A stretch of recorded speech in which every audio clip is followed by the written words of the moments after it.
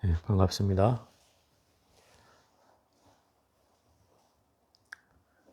오늘은 5번째 시간이고요. 오늘 전번에 말씀드린 것처럼 사성제와 팔정도, 부처님께서 부처님 일생을 잠깐 요약해 볼게요.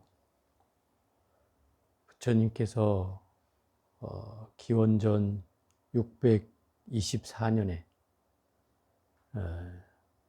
카필라국 룸비니에서 태어났습니다.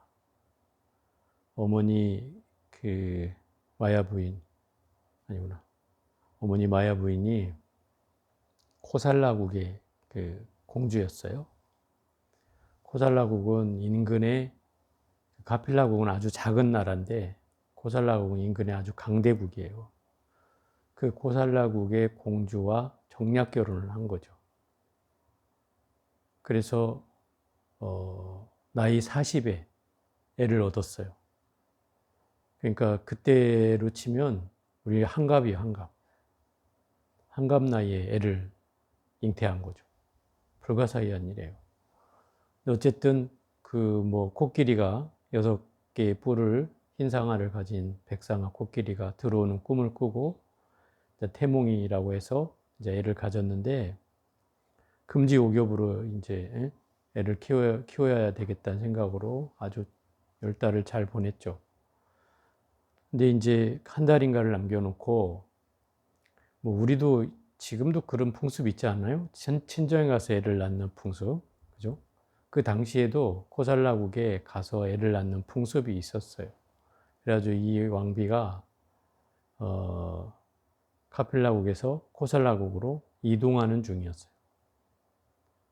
그 장소가 이제 중간 이상은 왔는데, 그쯤이 바로 룸빈이었어요.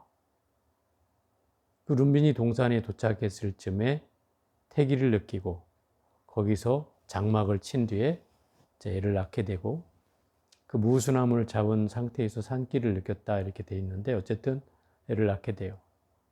근데 경전에는 설화적 표현일 수는 있겠지만, 태어나자마자 7걸음을 걸으시고 중앙으로 오셔서 천상천하 유화독존 삼계기구 와당한지를 외쳤다.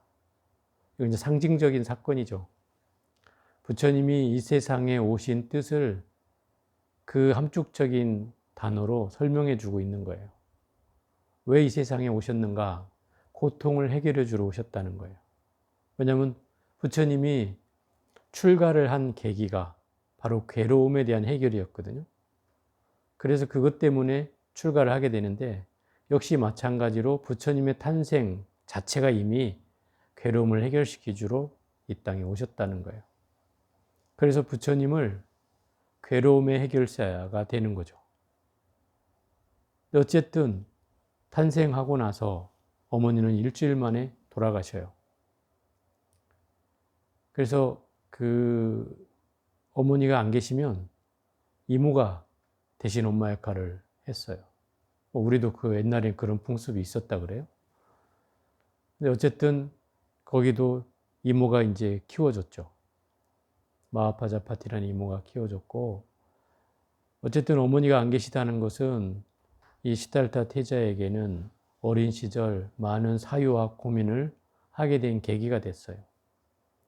어렸을 때 7살부터 사유를 하기 시작해서 열 몇 살 때도 그런 사유를 하게 되고, 심지어 이제 농경제라고 해서 봄이 되면 왕이 가서 이제 한번 시축, 요즘 말로 하면 한번 첫 삽을 떠주는 걸로 이렇게 농경을 올해 한 해가 잘 농사 지어지라고 하는 행사에 참여를 했다가, 가래로 땅을 엎는 순간에 새가 날라와서 땅 속에서 기어나온 벌레를 낚아채서 잡아먹는 모습을 보고 갑자기 의문이 들었다 이 말이에요. 왜 힘이 없는 저 벌레는 저 새에게 잡혀 먹어야만 할까라는 게 그 고민의 시작이었어요. 남들은 행사하고 있는 와중에 혼자 저 숲속에 가서 가만히 앉아서 그걸 계속 생각하고 있는 거예요. 갑자기 행사가 끝났는데 태자가 보이지 않고, 왕은 이제 찾아요. 한참을 찾았는데 결국 해가 질 무렵 돼서야 찾았는데 그 숲속에 고스란히 앉아있는 모습을 왕이 보게 된 거예요.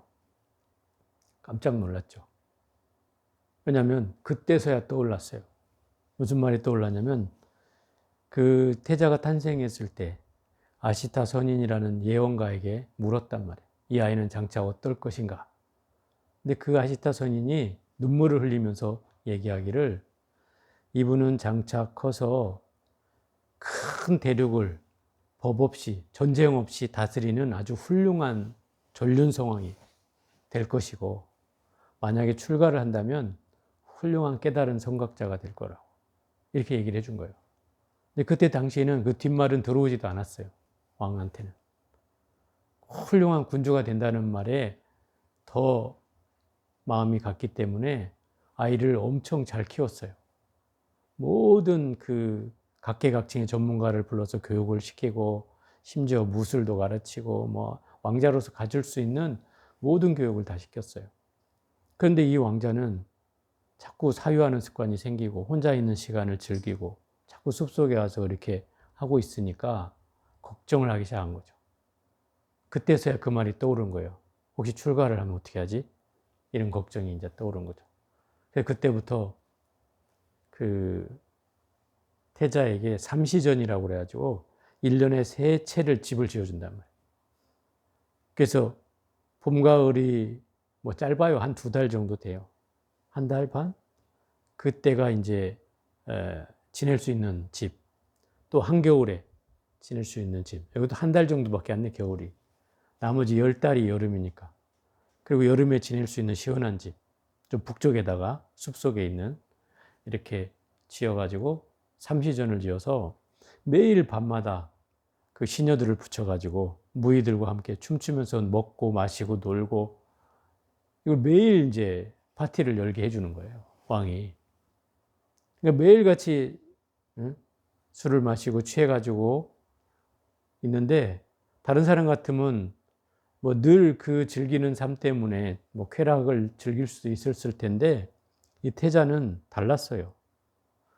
며칠 하고부터 이게 실증이 나기 시작하는 거예요.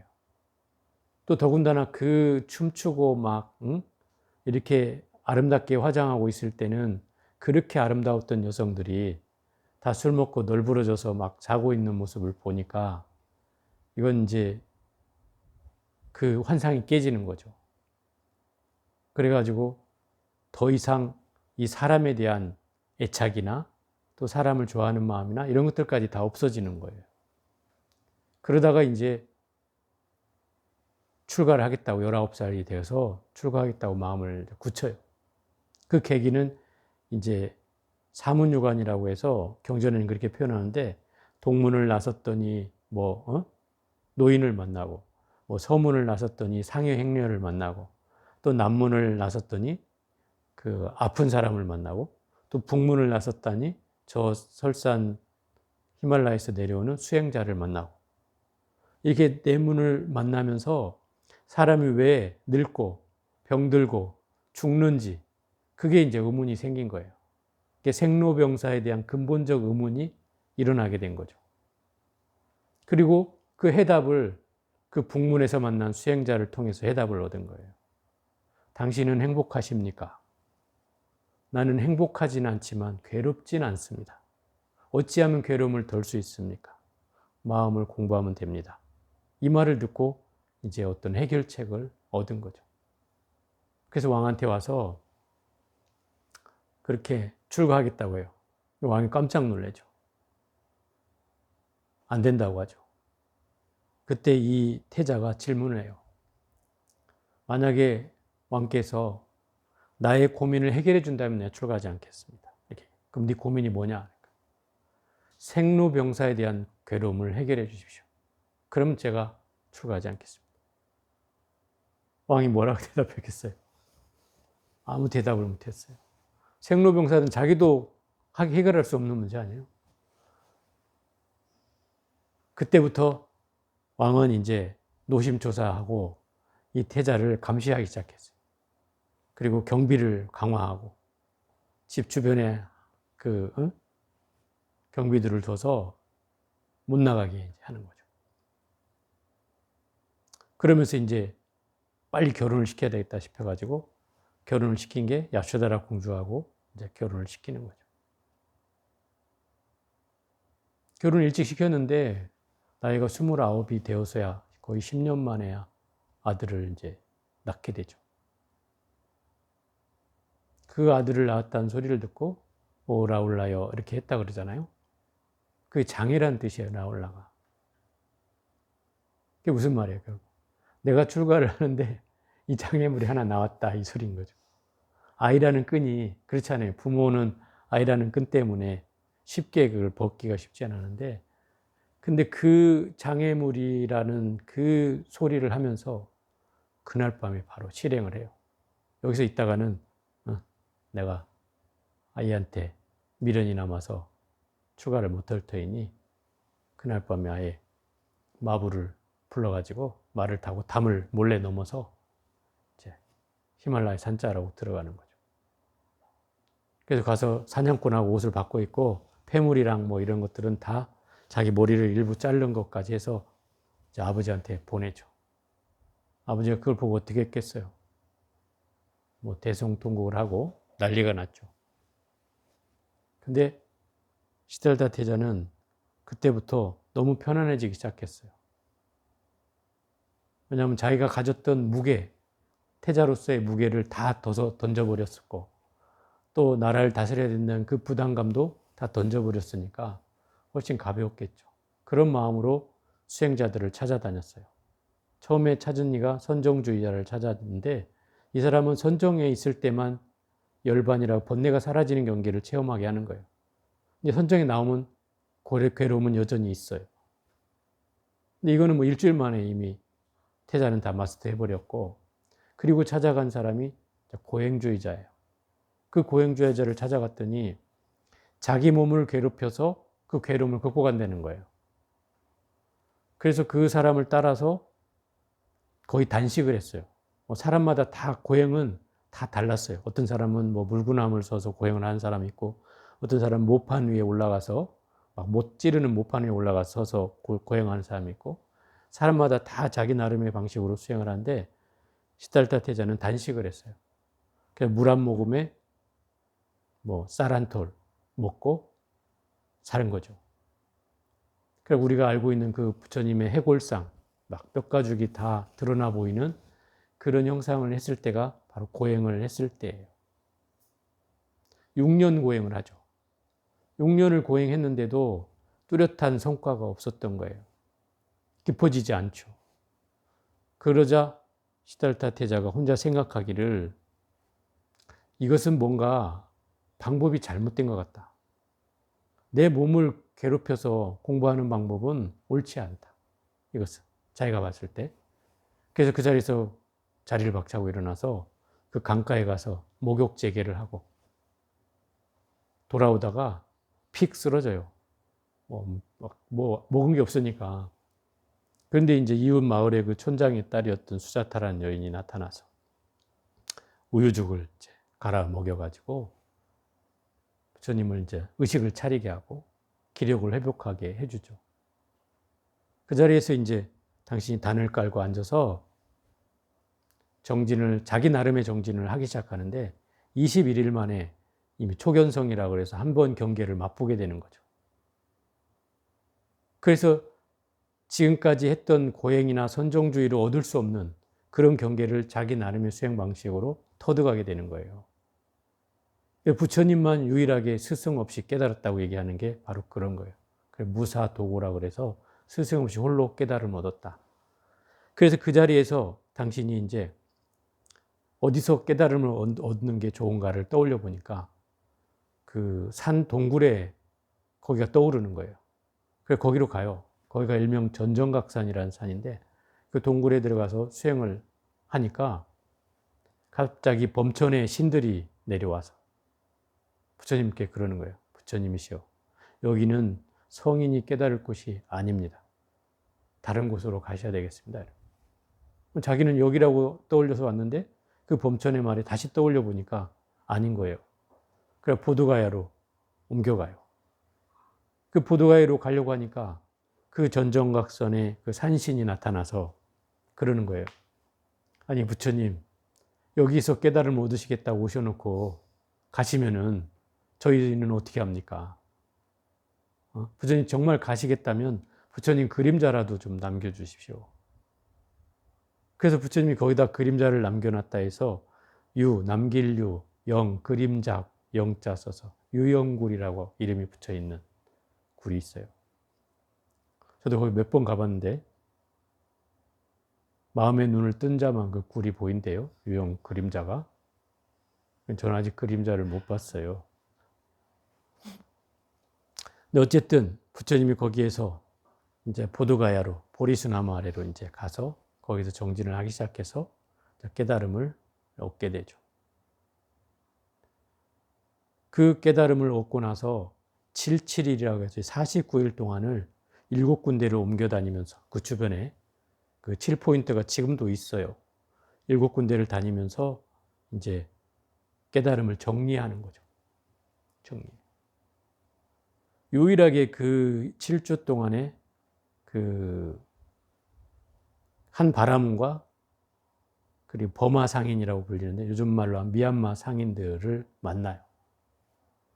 5번째 주 되었을 때 반얀추리 앞에서 그 한 바라문을 만났는데 바라문이 이 젊은 수행자가 막 빛이 나고 반짝거리는 젊은 수행자가 있는데 당신 누구요? 나는 일체를 깨달은 열애다. 이렇게 하는데도 그 말을 못 알아듣고 가버려요. 아직 때가 안 되었던 거죠. 그리고 마지막 주 7주째는 그 마지막 포인트에서 보내고 있는데 버마 상인들이 지나가다가 젊은 수행자가 막 뭔가 범상치 않은 젊은 수행자가 있으니까 거기 와서 범상치 않은 그 젊은 수행자한테 공약물을 올려요. 꿀하고 뭐 경단인가 이렇게 해가지고 자기 상인들이니까 가지고 있는 것들을 이렇게 공약물을 올렸는데 그 부처님이 그들한테 뭐 법문은 해주진 않았지만 자기 상징으로 머리카락을 몇 개 잘라가지고 그 상인들한테 준 거예요. 이 사람들이 그걸 가지고 가서 미얀마에 그 황금탑을 세운 거예요. 미얀마에 가보신 분들 있죠? 황금탑 있잖아요. 그게 그 머리카락 몇 가락 얻어가지고 가서 세운 사리탑이에요. 사리탑이 아니라 머리카락 탑이죠. 그거를 왕마다 돌아가면서 거기다 황금을 막 더 치적을 자랑하기 위해서 막 올리다 보니까 그렇게 커진 거예요. 황금살. 엄청 크잖아요. 거기 막 아면 법당만 해도 막 주변에 엄청 많고. 그래서 그 미얀마 사람들은 자부심이 있어요. 자기들이 부처님을 제일 먼저 본 사람들이잖아요. 그 후손들이잖아요. 그런 자부심이 있어요. 어찌됐든 7주가 끝나고 나서 부처님이 처음으로 떠올렸어요. 이제 누구에게 이 법을 설할 것인가를 정해야 된다. 그걸 떠올렸는데 자기에게 뭔가 가르침을 준 스승들을 떠올렸어요. 그래서 일주일 동안 선정을 가르쳐줬던 그 선정주의자 스승을 떠올렸지만 이 스승은 이미 내가 깨달음을 얻고 나서 딱 떠올린 시점에 이미 한 달 전에 가신 거고 또 고행주의자를 가르쳐줬던 그 스승을 떠올렸는데 그분은 또 일주일 전에 가셨어요. 그래서 두 분한테 가르침을 줄 수 있는 기회를 잃어버렸고 세 번째로 떠올린 사람이 누구냐면 당신이 고행을 하고 있을 때 아버지 정관왕이 사자를 보냈어요. 신하를 보내가지고 태자가 궁금하니 소식 좀 알아오너라. 이렇게 보냈는데 가는 족족 안 돌아오는 거예요. 다 머리를 깎고 다 부처님과 같이 수행을 하는 거죠. 그 5명이 그래 생겨난 거예요. 그 5명 시자가 왔어요. 다 머리 깎고 같이 수행하는 고행주자가 됐는데 부처님이 목욕제기하고 고행을 포기하는 순간 타락한 고행주의자가 됐다고 5명이 다 떠나버린 거예요. 그 사람들이 그 녹야원에 있었어요. 녹야원 사슴동산이잖아요. 그 녹야원에 가 있는 거를 부처님이 떠올려보고 아셨죠. 그래서 그 보드가야로부터 녹야원까지 걸어서 한 10며칠을 이제 간 거죠. 그래서 처음으로 그 5명의 제자가 누구냐면 바로 교진여등 오비구라고 등장하는 그 사람들이에요. 그 5명의 부처님을 시봉했던 그 제자들이 교진여등 오비구였고, 그 5명이 부처님한테 사실은 이제 떠났기 때문에 부처님이 저 멀리서 오는 걸 보고 알았단 말이에요. 서로 아는 체 하지 말자 그랬어요. 왜냐하면 고행을 포기한 타락한 사람이기 때문에 우리는 같이 어울리면 안 된다 이래서 아는 체 하지 말자 그랬는데, 부처님이 옛날에 부처님이 아니었어요. 이미 깨달음을 얻었고, 또 이미 벌써 그 빼빼 말랐던 몸은 어디로 가고 몸이 벌써 달라져 있는 거죠. 기운이 꽉 차 있고, 그리고 막 광채가 나고, 뭔가 범접할 수 없는 기운을 느끼게 되니까 그 5명이 누구랄 것도 없이 동시에 일어나서 부처님께 절을 하게 돼요. 아는 체 하지 말자 그랬는데 절을 하게 된다. 그때 부처님이 다 인사를 받고 당신의 깨달은 바를 이제 자초지정을 설명해 주는 거죠. 내가 이러고 이러고 해서 깨달음을 얻었다. 부처가 되었다. 이렇게 선언을 하죠. 그리고 나서 장소를 옮겨가지고 녹야원에 들어가서 이제 딱 법문을 시작하게 돼요.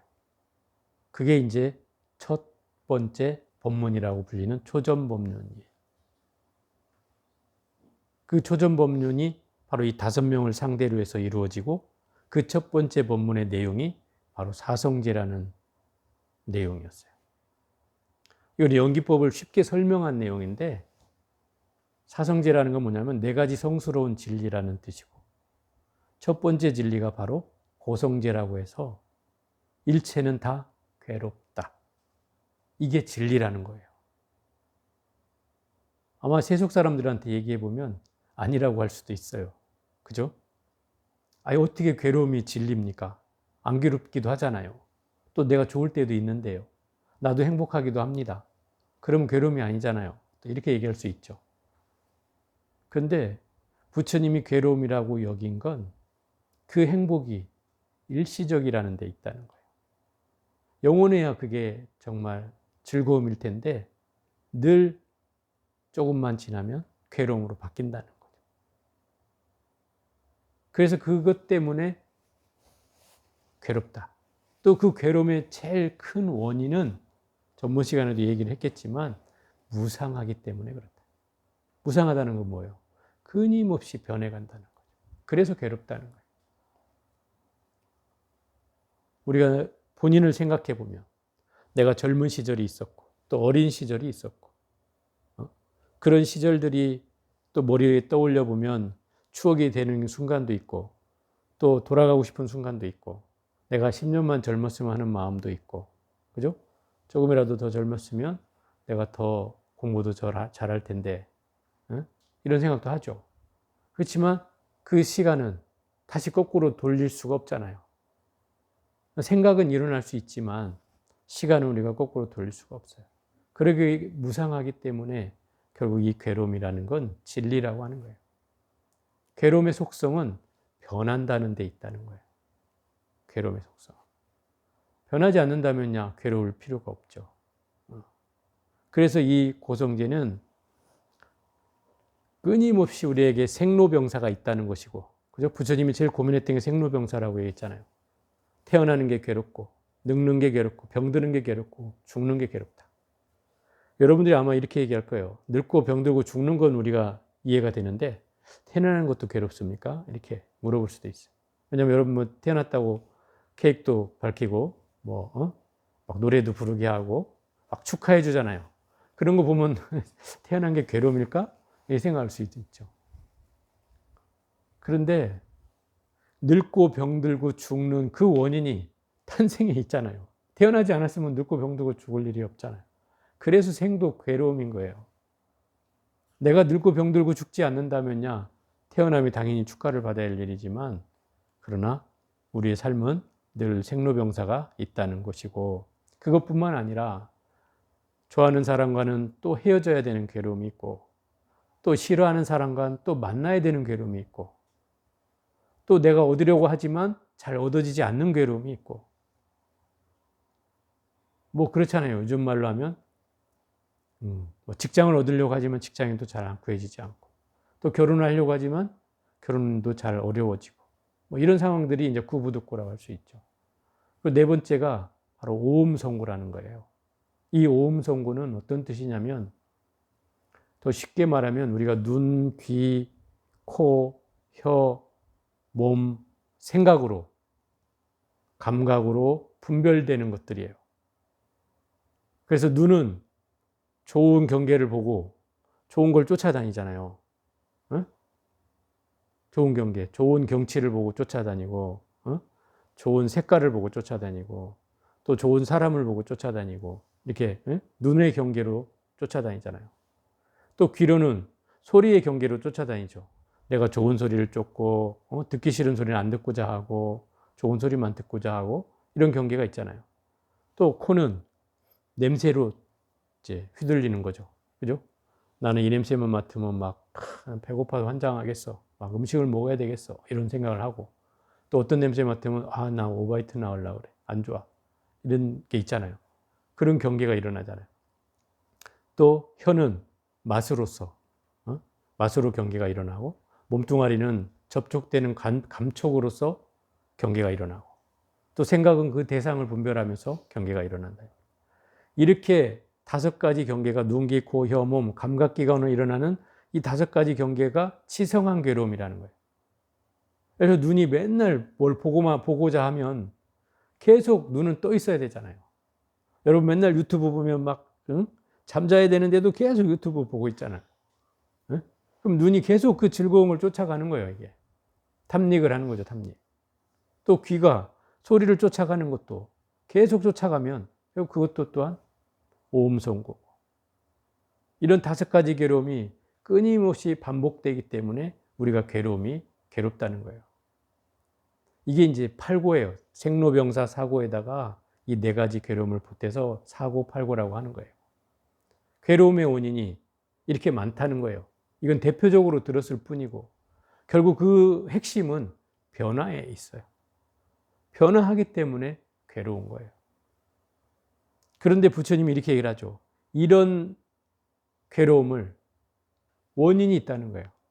당신이 그 괴로움의 원인을 찾아서 평생을 공부했는데 딱 깨닫고 보니까 그 외로움이 어디에 있냐면 모일집, 집성제라고 표현하는 거예요. 뭐가 모여요? 욕망이 모이고 집착이 모여서 괴로움이 생긴다는 거예요. 2번째, 모인다는 성스러운 진리예요. 집착이라는 진리를 말한다. 끊임없이 내가 무언가에 천착해 들어가는 게 있기 때문에 괴롭다는 거죠. 눈으로는 뭘 보고자 하니까 계속 보게 되는 거고, 그죠? 귀로는 뭘 또 듣고자 하니까 계속 듣게 되는 거고, 코는 또 냄새 좋아하는 걸 쫓아가니까 결국 그런 경계가 나타나고, 맛도 좋은 거, 맛있는 거 찾아다니니까 결국 그런 경계가 나타난다. 그래서 괴롭다는 거예요.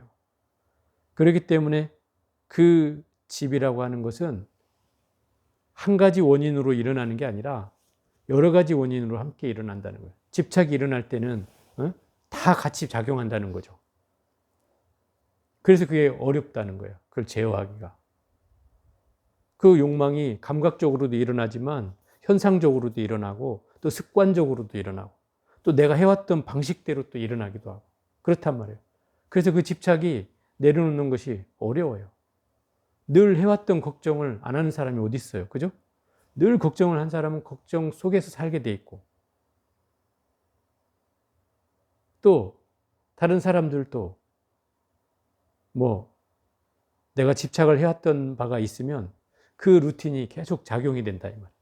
그 습관처럼 또 하는 사람이 있고, 또 어떤 사람은 그 건건이 별로 사사건건이 일어날 때마다 집착을 했다가 안 했다가 집착을 했다가 안 했다 하는 경우도 있지만 계속 집착하는 사람도 있단 말이죠. 그래서 이런 내용들에 의해서 끊임없이 집착이 일어나서 괴로움이 생겨난다는 것을 부처님이 발견한 거예요.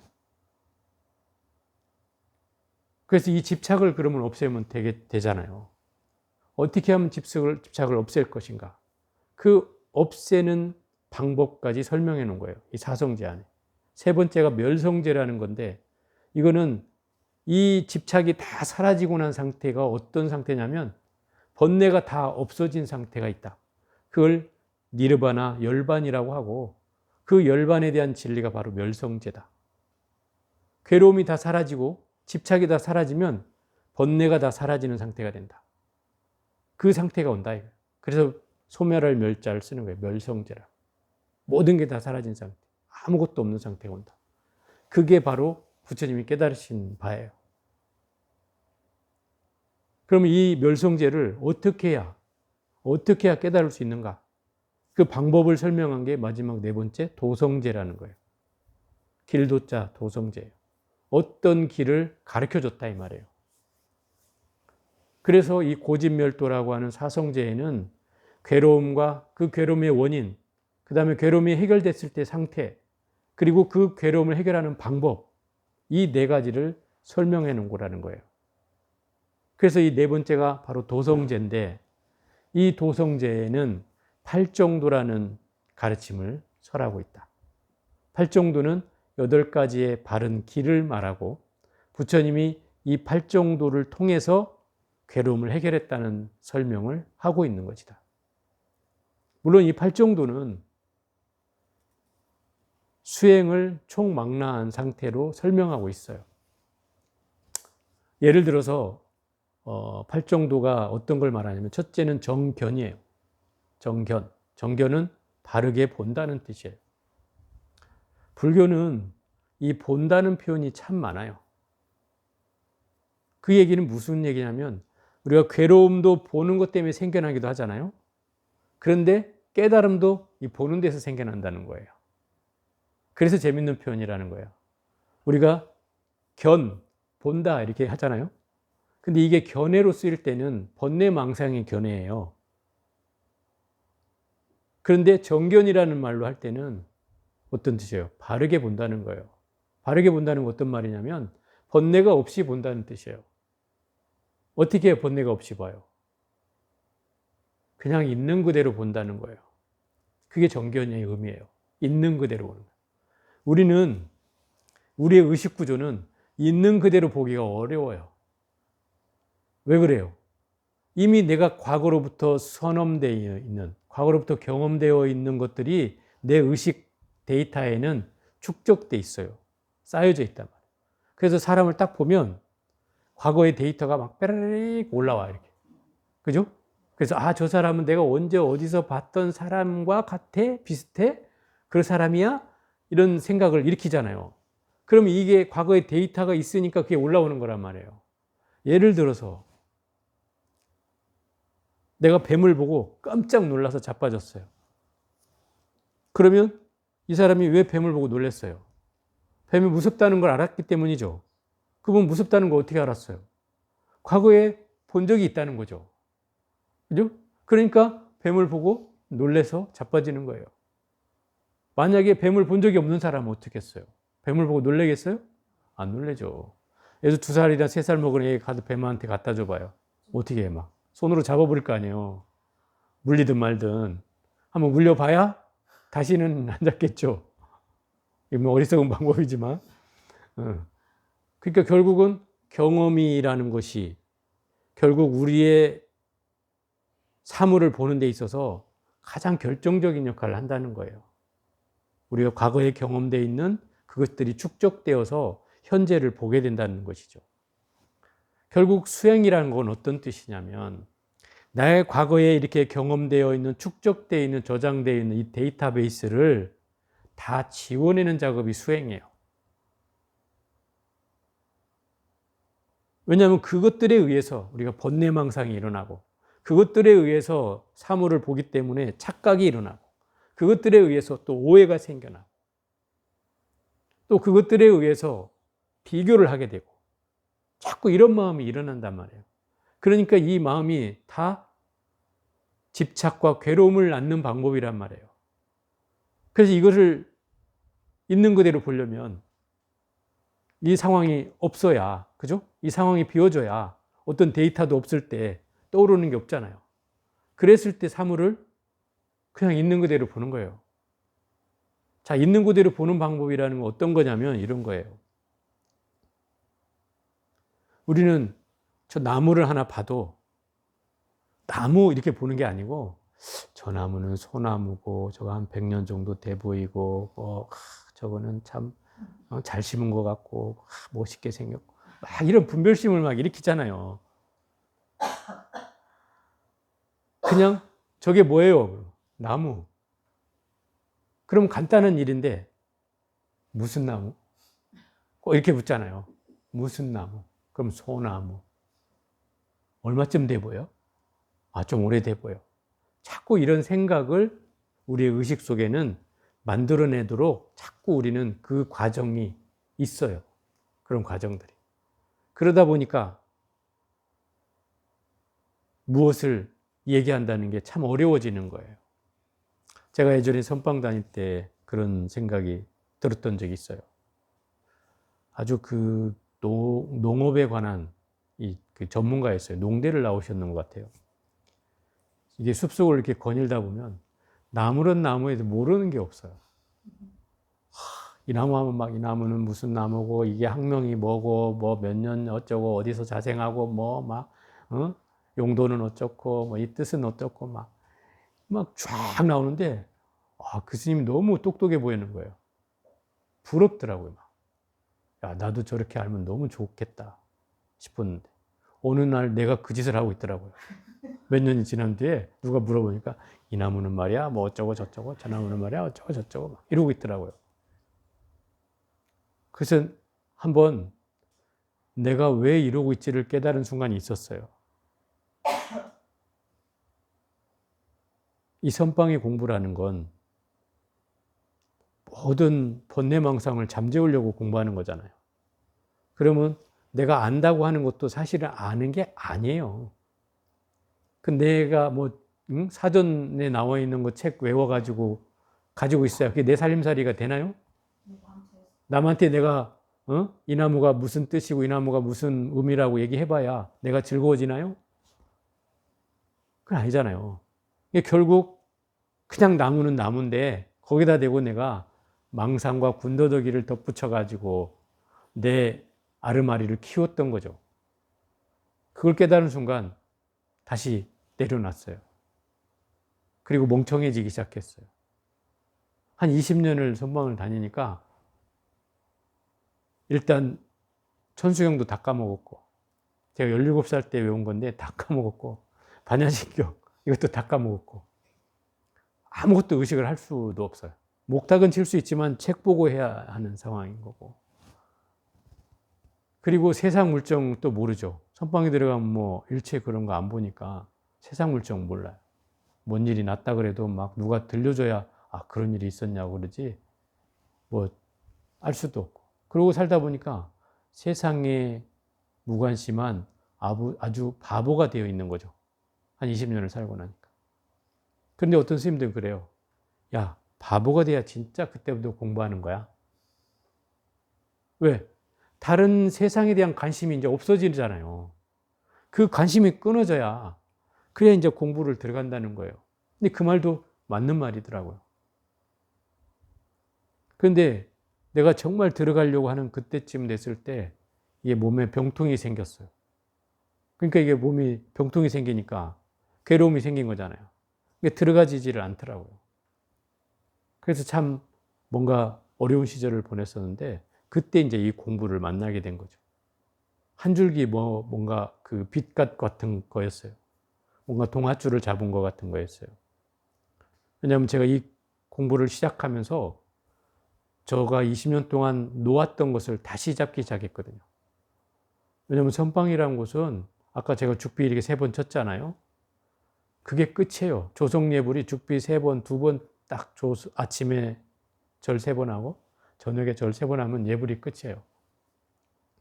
신도들이 선방에 예불하러 왔다가 허망해하는 경우가 많죠. 막 종을 막 둥둥둥둥 울려가지고 막 내렸다 올렸다 하고 그리고 막 스님들이 거룩하게 다 가사장삼을 입고 딱 앉아있어요. 이렇게. 저 봉암사 같은 데는 스님들이 많거든요. 앉아있어. 신도들이 사시에 예불 하러 왔다가 뭔가 좀 거룩한 장면이 일어날 것 같았는데 갑자기 스님 한 분이 탁 일어나 죽비를 탁 치는 거죠. 그럼 전부 다 탁 일어나서 죽비에 맞춰서 절 3번 탁, 탁, 탁 절을 다 하고 서로 맞절 딱 하고 신도들한테 딱 절하고 끝 하고 딱 나가는 거예요. 그 모습을 본 신도들이 뭐지? 네? 전략이 아니고 선방에는 나만 보면 되기 때문에 말이 필요가 없다는 거예요. 침묵으로 돼요. 그래서 연불도 안 해요. 오로지 그 시간에 나를 보고 화두를 잡고 뭐 공부하라는 거예요. 아침에 일어나면 딱 절 3번 하고 바로 자복에 앉아요. 그러면 앉아 있으면서 막 종치고 막 법 고치고 뭐 예불하는 소리를 다 듣죠. 법당에 이렇게 우리 선방에 앉아 있으면 대웅전에서 하는 소리를 다 듣죠. 그걸 들으면서 정진하고 있는 거예요. 그게 선방의 모습이란 말이에요. 그러니까 뭐 아무것도 알 수 있는 게 없죠. 오히려 세상 물정은 몰라지고, 또 뭐 내가 봐야 될 건 오로지 나밖에 없으니까 모든 관심이 다 꺼지는 거죠. 그렇지만 일단 병통을 얻고 나니까 해결이 안 돼서 결국 이 공부를 만나가지고 하면서 내가 무엇 때문에 공부가 안 됐는지를 그때서야 조금 알기 시작했어요. 그래서 제가 여러분한테 사경하고 강경하고 막 이걸 시키는 이유가 나의 잘못된 과오를 여러분들한테도 되풀이시키지 않기 위해서 그걸 시키는 거예요. 그런 공덕과 업장 소멸이 자리해야 공부를 하는 게 순탄하다는 뜻이에요. 저는 장애가 많았어요. 그게 그 공덕이 없어서 그런 거예요. 내 업장을 해결할 수 있는 힘이 없어서 그런 거였어요. 그걸 알았더라면, 진작에 알았더라면 뭐 더 빨리 했겠지만은 그때는 그런 시간을 보낼 수밖에 없었던 것 같아요. 어쨌든 그래서 이 정견이라고 하는 것은 바르게 본다는 뜻이고, 바르게 본다는 것은 더 쉽게 말하면 영기적인 이치로 본다는 뜻이에요.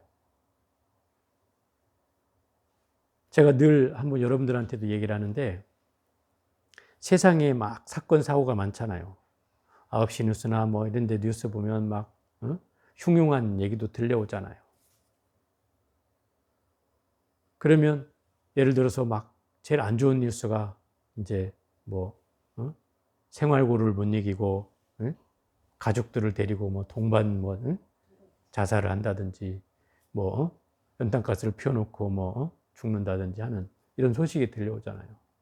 그럼 뭐 안타깝기도 한데 예를 들어서 막 지탄의 대상이 되는 게 있단 말이에요. 자식이 아버지를 죽였다. 막 이런 소식이 들리면 대부분의 뉴스 보는 사람이 저런 호로 이러면서 막 XX 하면서 욕한다 이 말이죠. 근데 우리가 단순히 그 사실만 보면 그 아들이 분명히 잘못이 있다고 생각이 되겠지만, 우리가 이걸 정견, 바르게 본다는 건 연기적으로 본다 그랬잖아요. 그러면 연기적으로 본다는 어떤 뜻이냐면, 분명히 이 아이는 과거생에 인과가 있어서 아버지를 죽이게 됐다는 뜻이에요. 그러면 그 인과가 과거생에는 아버지한테 내가 죽임을 당했거나 이런 인과가 있다는 거죠. 그래서 다시금 그 결과로 또 이 생에 만나서 아버지한테 그 분풀이를 하게 되는 거죠. 결국 인과라는 건 과거 생에 받아야 될 게 현생에 한치도 틀림없이 받게 된다는 거예요. 그게 인과예요. 그러니까 그 인과로 보면 이 아이의 삶이 이해가 되겠죠. 쟤도 분명히 그런 인과가 있어서 그랬을 거야. 라면 그 아이가 무슨 새끼가 아니라 이해가 되겠다. 이런 마음이 들 수 있다는 거죠. 그럼 내가 그 상황을 보고서 마음을 하나를 더 깨달을 수 있어진다는 뜻인 거죠. 그게 연기적인 이치로 본다는 뜻이에요. 또 본인의 경우로 돌려서 얘기하면 내가 과거 생에 힘들게 살았는데 지금 생에도 힘들다면 내가 왜 힘든가에 대해서 스스로 연기적으로 이걸 본다고 하면 분명히 내가 과거 생으로부터 지금까지 오는 동안 뭔가 공덕을 짓지 못했다는 거예요. 결론적으로 얘기하면. 그 공덕을 짓지 못했기 때문에 내가 이 생에 힘들게 사는 거예요. 만약에 여러분들이 스스로가 힘들다고 한다면 분명히 그런 이유가 있다는 뜻이에요. 그래서 제가 그런 얘기도 해요.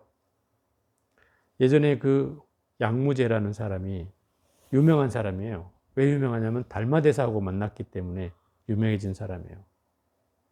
달마대사가 중국을 건너왔을 때 그 황제가 양무제였어요. 그분이 초청을 했어요. 궁궐로. 왜냐하면 그분이 유명한지 몰랐는데 그때 국사였던 지공스님이라는 스님이 있었어요. 그분이 인도에서 아주 훌륭한 부처님 법을 이은 제자가 온다. 그래 그 얘기를 듣고 궁궐로 초청을 해요. 왜냐하면 양무제는 엄청난 불교 신자였어요. 그리고 이 사람이 세운 절도 수없이 많았고 또 탑이며 경전이며 엄청 많았어요. 그런데다 출가자까지 엄청 양성을 했죠. 그러니 뭐 이 사람이 불교적 치적을 자랑한다면 엄청난 정도죠. 그래서 그 달마대사가 왔을 때 물은 거예요. 내가 탑을 이만큼 세우고 절을 이만큼 세우고 경전을 이만큼 발행하고 스님들을 이렇게 만들고 이렇게 수없이 했는데 나의 공덕이 얼마나 있는가 이렇게 묻는 거예요. 그러면 어느 사람 같으면 아마 비율을 맞추느라고 아마 공덕이 크다고 얘기했을 건데 이 달마대사가 뭐라고 하냐면 한 푼어치 공덕도 없다 그래요. 일가를 해버리는 거죠. 한 푼어치 공덕도 없다. 갑자기 화가 났어요. 황제니까. 내 앞에 있는 자는 누구냐? 이렇게 대놓고 물었어요. 근데 이 달마대사가 가관의 대답을 해요. 불식 이렇게 얘기해요. 중국말로 뭐 부스 이러나? 근데 어쨌든 그 말은 나는 모른다. 이 말이었어요. 그러니까 더 화가 났죠. 그래가지고 정말 네가 생각하는 최고의 진리가 있느냐? 이렇게 물었어요. 근데 또 뭐라고 하냐면 화경코 성스러울 것도 없다. 이렇게 또 대답을 하는 거예요. 그러면 더 꼭지가 돌았죠. 그래가지고 나가라고 쫓아낸 거예요. 당장 쫓아낸 거예요.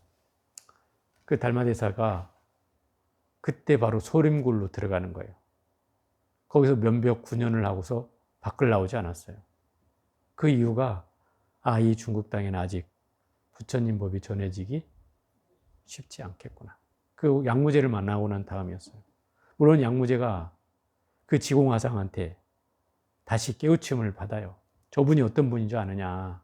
저분이 왜 저렇게 대답을 하는지는 아느냐. 이거 그냥 풀어서 설명해 주니까 그러냐. 내가 못 알아먹었다. 이렇게 바보 같으니라고 이러면서 그 뒤로도 3번인가를 초청했는데 다 거절을 했어요. 달마대사가. 어쨌든 그런 상황이었기 때문에 뭔 얘기하다 이 얘기 나왔지?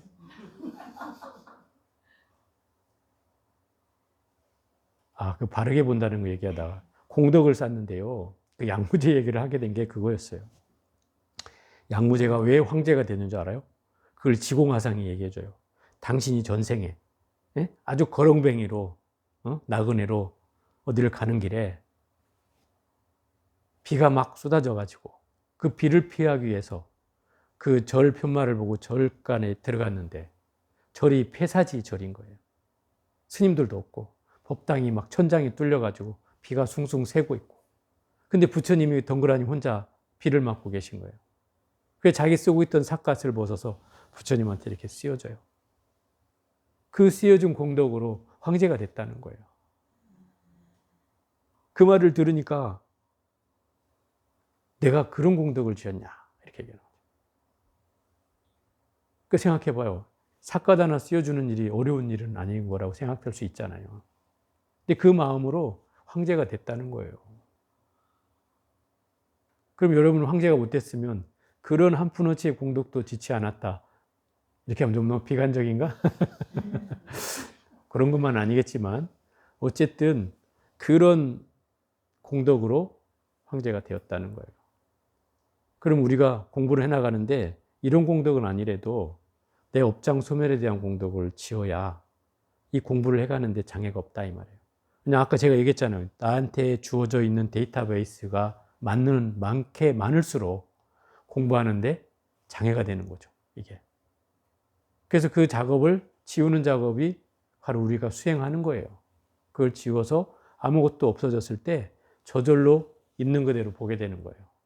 그잖아요. 데이터가 나올 게 없으니까 그냥 있는 그대로 보는 거예요. 이게 뭐예요? 이거 카메라. 이게 뭐예요? 그냥 사람. 뭐 더 이상의 의문이 나올 수 없는 상황이 되는 거예요. 근데 우리는 거기다가 막, 저 사람은 저렇게 옷을 입고 있는 사람은 아마 우리 그 선원의 누구누구일 거야. 이렇게 하면 벌써 이미 내가 과거의 기억을 가지고 있다는 뜻이잖아요. 이렇게 되는 거거든요. 보통 사람이라면. 근데 이 기억이 결국은 우리가 모든 번뇌망상을 만들어내는 과정이 되는 거죠. 이런 루트로 우리의 괴로움이 일어나는 거예요. 끊임없이. 그래서 자꾸 연상으로 떠오르고 또 떠오르고 해서 계속 만들어지는 거죠, 괴로움이. 그래서 이 팔정도라고 하는 건 바르게 보고, 바르게 생각하고, 바르게 말하고, 바르게 생활하고, 뭐 이런 거예요, 다. 그 바르다는 표현은 어떤 거냐면, 더 정확하게 말하면, 바르다는 건 진리 그 자체로 본다는 거예요. 있는 그대로 보고, 있는 그대로 생각하고, 있는 그대로 말하고, 있는 그대로 생활한다는 거예요. 어떤 개념과 생각, 선입견, 고정관념, 과거의 기억 이런 걸로 끄집어다가 보고 생각하고 하는 게 아니고 그걸 다 내려놓고 아무것도 없는 데이터베이스에서 보고 듣고 말하고 생활한다는 거예요. 그게 수행이라는 거죠. 그러면 이 얘기는 내 존재가 딱 사라져야 된다는 뜻이에요. 나의 기본적으로 가지고 있는 선엄된 기억들이 사라져야 돼요. 아니면 이게 있는 한 계속 끄집어져 올라오니까. 그러니까 결국 수행의 완성은 이러한 괴로움이 소멸되는 게 수행의 완성이고, 그 수행의 과정은 바르게 아무것도 없는 상태로 보고 듣고 말하고 생활하는 거예요. 그게 수행이에요. 이게 따지고 보면 수행은 어려운 건 아니에요. 있는 그대로 보고 있는 그대로 듣고 있는 그대로 말하고 있는 그대로 생활하는 거예요. 근데 이게 말은 쉬운데 직접 하기는 어렵다는 거죠. 어려워요. 왜냐하면 우리는 이미 사람과 사람이 만나지는 순간 뭐가 와요? 인과가 생겨나고 또 감정이 생겨나고, 그죠? 또 비교가 생겨나요. 이런 것들이 자꾸 덧붙여져서 나에게 감정과 뭔가 마음들이 계속 일어나게 되는, 저 사람은 저거 사람하고 어떻게 다른 것 같아. 자꾸 비교를 하게 되고, 또 감정이 부딪히면 또 감정적으로 또 불편해지고, 또 인간관계로 부딪혀지면 또 거기에서 오는 시비심이 또 일어나서 옳고 그름을 또 따지게 되고, 자꾸 이런 분별들이 일어나게 되니까 우리가 괴로움이 계속 커지는 거예요. 그럼 그 괴로움을 다스리는 방법은 결국 근본적으로는 수행을 해야 된다는 뜻인 거죠. 수행을 하지 않고는 이 괴로움을 소멸할 수는 없어요. 여러분이 제 법문을 듣고 어떻게 하면 괴로움이 소멸되겠구나는 알지만 내 마음이 그렇다고 싹 없어지는 건 아니잖아요. 없어지게 하는 방법은 실천하는 거죠. 그러니까 수행은 실천이 동반되지 않으면 수행은 무의미한 거죠. 그리고 실천을 할 때야 비로소 내가 보이기 시작하고, 또 아까 말하는 그 선입견들이 조금씩 사라져요. 조금씩. 얇게 사라지지만 계속 해가면 그게 점점점 더 없어져 가는 거죠. 그래서 생각이 없는 사람이 단순하지만 힘이 있는 이유가 거기에 있어요. 그 말을 딱 들어보면 거기에 힘이 있는 거예요. 그래서 그 말이 사람들한테 울림을 주는 거죠. 단순한 내 말은 그래도 그 사람의 입을 통해서 나오는 소리를 들으면 훨씬 더 감명이 있어요. 그게 이제 제가 오래된 공부를 한 스님들을 만나보면 그런 느낌이 늘 있었어요. 말 몇 마디 안 하시죠. 또 자기 삶의 테두리가 너무 단순하죠. 아주 작은 암자에서 혼자 조용히 밥해 먹으면서 산 세월이 수십 년인데 그 세월 동안의 삶이 온전히 그분을 만나는 순간 고스란히 몸에 남아있어요. 너무 단촐하게 사는 거죠. 왜 단촐하게 사는가를 생각해 보면 이유는 간단한 거예요. 생각이 거추장스럽지 않게 만드는 거예요. 그래서 단촐하게 사는 거예요. 그러니까 혼자 산다는 것은 또 사람을 안 만나는 거잖아요. 사람 안 만나니 뭐가 없어요. 뭐 시비할 게 없고 저 사람 생각할 게 없고 서로 관계를 할 게 없고 이것들이 사라지잖아요. 그리고 오로지 나만 보게 되고. 그러니 누가 잠깐 찾아올 때야 뭐 어쩔 수 없이 만나긴 하겠지만 그런 느낌도 잠시뿐이니까. 그러고 나면 이내 자기로 또 돌아오는 거니까. 그런 삶을 오래 살면 그 생각이 많이 가라앉아 있는 사람의 모습을 그 모습을 통해서 느끼게 된다 이 말이에요. 생각이 가라앉으면 어떤 모습인가라는 게 느껴져요. 그것은 단순해지기도 해요. 겉으로 볼 때는 단순해져요. 단순해진다는 건 세상 사람들은 바보라고 얘기해요. 그죠? 야, 그 단순한 바보지. 어떻게 세상을 살아? 이렇게 얘기하잖아요. 근데 공부의 힘은 그 단순한 데 있어요. 우리도 매일 반복하는 일이잖아요. 그죠? 매일 일과를 하고 매일 뭐 사경을 쓰고 강경을 하고 하는 게 매일 일과를 하는 일이에요. 너무 단순하죠. 똑같은 루틴을 매일 하는 거니까. 근데 거기에 힘이 있다는 거예요. 거기에 힘이 있어요. 그 힘으로 내 업장을, 나의 공덕을 키우고 업장을 제거하는 거예요.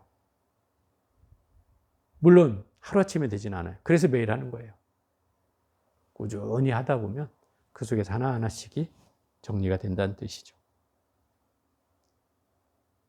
그래서 부처님이 말씀하신 사성제 8정도는 부처님이 처음 설하신 초전 법륜이자 불교의 핵심적인 교의를 가장 짧게, 가장 간단하게 설명한 가르침이다.